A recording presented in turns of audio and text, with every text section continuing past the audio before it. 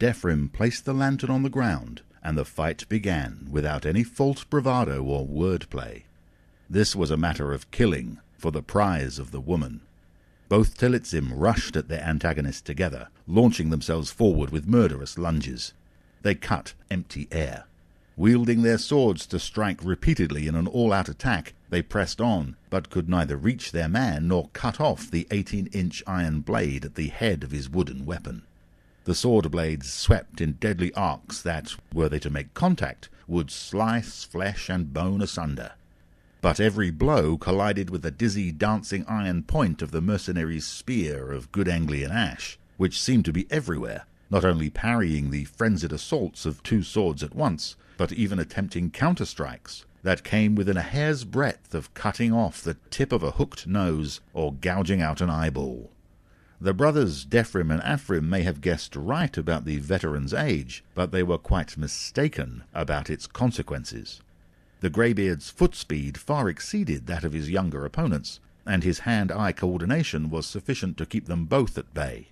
Scowling grimly, his braided hair flailing, he leapt in and out of their attempts to cut him down with the skill of a lifetime's experience. It was galling and frustrating for the younger men, who had predicted an easy victory. Defrim's impatience caused him to lunge with too much eagerness, and in one motion the old soldier sidestepped and backslashed with his spear, grazing the Bedouin's jaw.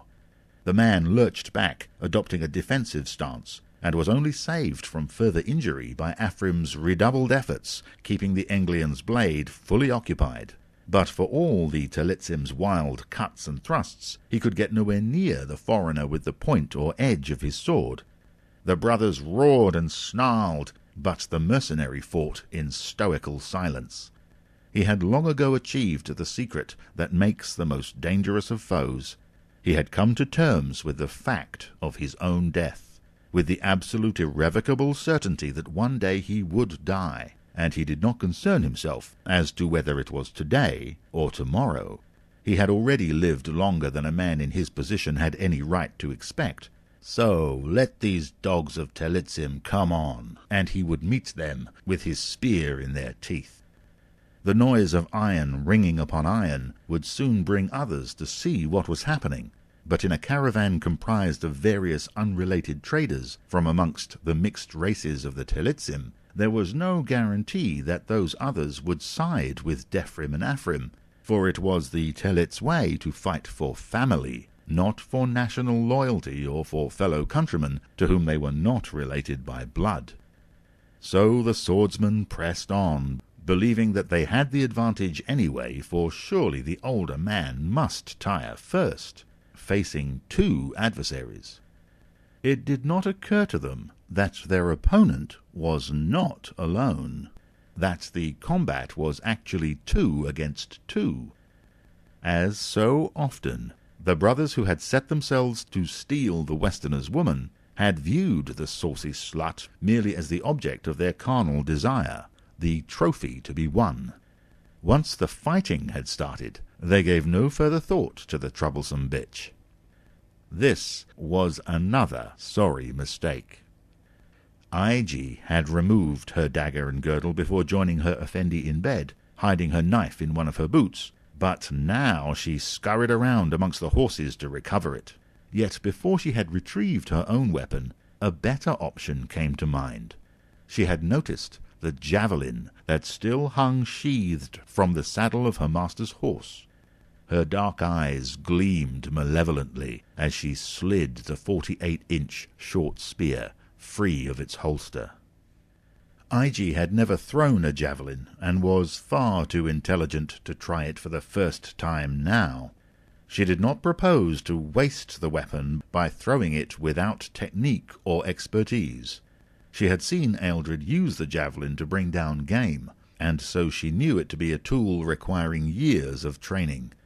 Adapting it to her needs, she simply held it point first in front of her in both white-knuckled fists, and being in the rear of her two enemies and entirely out of their line of sight, she made ready to charge with it at the back of the Talitzim filth closest to her. Ig drew in a lungful of air, and opened her mouth to shout livid curses at the man she was about to kill, but quickly snapped her lips shut again to choke back the words. Satisfying though her battle cry was, this was an occasion for stealth. Exercising her newfound ability to resist the desire to scream verbal abuse at those who had earned her wrath, she padded forward on surreptitious feet, any sound she made completely masked by the clanging of sword against spear. Then, when she was within half a dozen paces of the Bedouin, IG charged, sprinting at him in venomous silence, affording her prey no warning. He was taken totally unawares, and knew nothing of her presence behind him until the iron spike of her javelin ripped into his body and tore through his spine. By then it was far too late for him to repair his error. As Afrim shrieked in his death terror, Defrim looked aside for a fraction of a second to see what had become of his brother. It was his final mistake, for it was suicidal. The Anglian spear leapt forward as if the thing were alive, and thudded into the thick bone of Defrim's chest. The iron point split the bone cleanly, and under the tremendous impetus with which it had been thrust, the spear blade drove straight onward, through vital bodily organs to perforate the torso all the way through. His eyes rolled up in their sockets. The corpse fell dead like a stone. A yard away, his brother, mortally wounded, was writhing in his death agonies, like a bleeding pig that had been incorrectly butchered. The body shuddered as its nervous system collapsed and crashed, quivered and twitched momentarily, then lay still. The lovers, Ealdred and Ige, smiled in grim satisfaction at each other across the wrecked remains of their adversaries.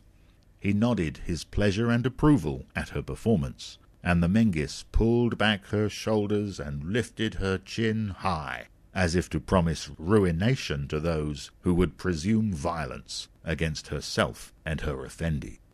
Without pause, Ealdred recovered his javelin from where his woman had left it in the backbone of her foe. Then he rapidly scooped up those of his possessions that were not already stowed away amongst the baggage of his horse, all the while admonishing Ige not to be slow in following his example.